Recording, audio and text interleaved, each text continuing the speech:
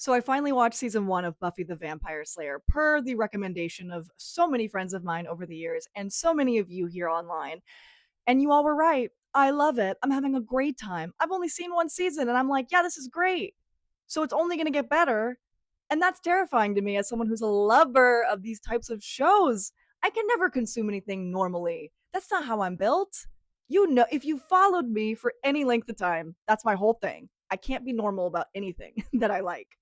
And this has dated back to me discovering Twilight in middle school. I became a huge Twilight fan, which propelled me into so many different fandoms. I can't even name them all, but the ones that are relevant to Buffy, I would say, are Twilight, The Vampire Diaries, which led me into shows like, Doctor Who and like Star Wars and David Lynch films and Twin Peaks and The X Files and Good Omens, and then eventually Supernatural, which completely took over my life the last few years and will probably continue to take over my life because I don't see that hyperfixation dying anytime soon.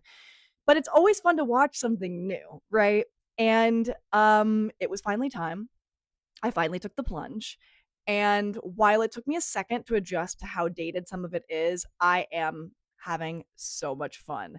And I do have thoughts and feelings about season 1, and I'm sure these thoughts and feelings are only going to evolve with time. So join me on this journey if that interests you, and let's get started.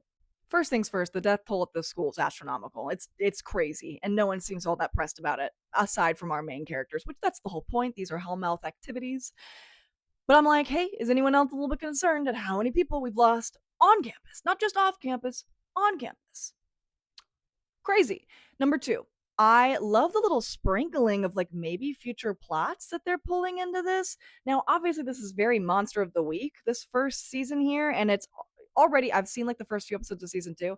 Already, it seems like they're pulling in more main, like, connective tissue plot through it. And I can only imagine that that continues as the show continues, given the genre. But like right now, it's mostly a monster of the week sort of formula. And they're already sprinkling in stuff that I find very interesting. Like, for instance, the episode where the girl goes invisible because no one notices her. By the way, that actress is in 10-Inch Hero, which is a movie I know and love because of Jensen Ackles. Fun fact. Supernatural brain rot. It's gonna seep its way in here.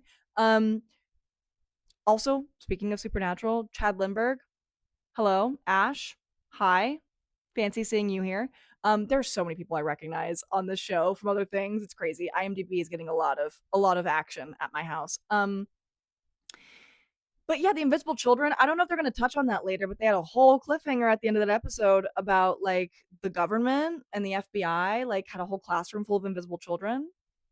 Curious. I wonder if we're going to touch on that later. I kind of like that. I'm like, ooh, a little future plot. Okay. I find the character of Buffy Summers really charming. I wasn't sure what to expect because I'm going into this show completely spoiler free, and they really could go any type of way with the protagonist. But I love her style of humor. I love her style.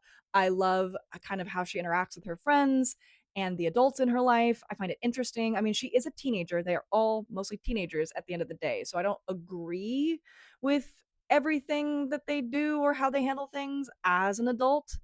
But I find her very charming, and I love the developing friendships that are on the show. That's like my favorite part, right? And Willow, I find absolutely adorable. Please, like, may no harm come to this poor girl. I do need her to like drop the crush on Xander. I don't know if that's ever going to happen. I don't have high hopes because she seems hopelessly in love with him. Hopelessly. And I'm like, girl, get up. You are better than this. You are better than this. I want to shake her. But I love her so much. Um, Xander, look, I'm not going into this trying to hate Xander. He is about 3 breaths away, maybe even 2 breaths away from being an incel. But I'm going to give him the benefit of the doubt. He is insufferable for a majority of season 1. But I do find there's 2 things. I'll give him 2 positives. All right. We're going to look on the bright side with Xander. Number 1, he is accidentally funny like every 5 or so lines. Every like 5 or so jokes they give him, he is accidentally funny. And the more they play into kind of how dumb he is, the funnier it is to me.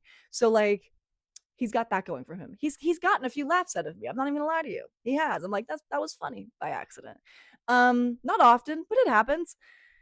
And then number two, my bestie Patricia and I, who are watching this together, we maintain that he becomes less insufferable when he is focused on something that's not himself. When he is focused on like helping out, when he is genuinely like providing acts of service for others and is not stuck in his own little world, he becomes much more tolerable. So we'll see how that goes moving forward. Although we're gonna make a separate video on the beginning of season 2, which I have started in regards to Xander. But we're not gonna touch on that in this video. So that's Xander. Um, Giles. Oh, I love Giles. I do. It took me a second because he plays a villain in Ted Lasso, and Ted Lasso I saw first, but I'm now 100% obsessed with him. No one's surprised. Yeah, he is my Pookie Bear. And him and Miss Calendar, Jenny, they they better be endgame. Are you kidding me? I ship it so hard. I haven't been out here shipping straight people in so long. Are you? I was like, oh yeah, immediately. Like within the first scene that they were together, I was like, so I immediately need this to be a thing. And I'm so glad that they are going there at the beginning of season 2. I love it. I don't have like a ton of opinions on Cordelia yet. Like she's very stereotypical mean girl in the season. I do think they're going to give her redemption arcs and make her more empathetic as the show goes on. So I'm not super concerned about that. I'm honestly more concerned that Xander's going to stay insufferable than I am Cordelia is going to remain insufferable. Like right now, those two are the insufferable ones. I just feel, given how they're writing the other women on this show, I'm actually more, I can't believe I'm saying this, I'm more confident that they're going to write the women better on this show than the men. Is that wild? Is that wild to say? Anyways, it's just the vibes I'm getting. So let's talk about Angel because what in the Twilight Saga is going on? I might make a separate video on the Twilight parallels between Buffy and the Twilight Saga at a later date because that warrants its own separate video. But did Stephanie Meyer watch Buffy and then go, boy, do I have an AU for you? Like, you know what I mean? Like, I can't actually be convinced that Stephanie Meyer didn't watch Buffy and incorporate some of that into her story because I'm here watching the finale of Buffy season 1 going, so this is the tent scene in Eclipse. What are we doing? Like, what? Angel and Xander are literally Edward and Jacob. And Angel slash Edward needs Xander slash Jacob to like save Bella slash Buffy's life because he can't do it and he loves her so much and la la la la la, and they're all in love with her and she only sees one of them as a best friend and the other one as a lover, and it's a whole thing. Like I really could get into this and I'm going to in another video, but I was watching going, okay, I've definitely seen this film before. But Buffy did it first, so now I'm confused. Anyways, I like Angel. But again, I was an Edward Cullen girly. Yeah, I was growing up. I was an Edward girl. And so I'm not even shocked or surprised that I like Angel. I'm like, yeah, I'm into his weird vampire aesthetic. I'm so in love with you, it hurts. I'm like, yeah, okay, whatever. Yeah. I'm into it, unfortunately. uh, I mean, I look, it's not hard. It's like you to get through to me, it's not hard. It just really isn't. I'm calling myself easy. Yeah.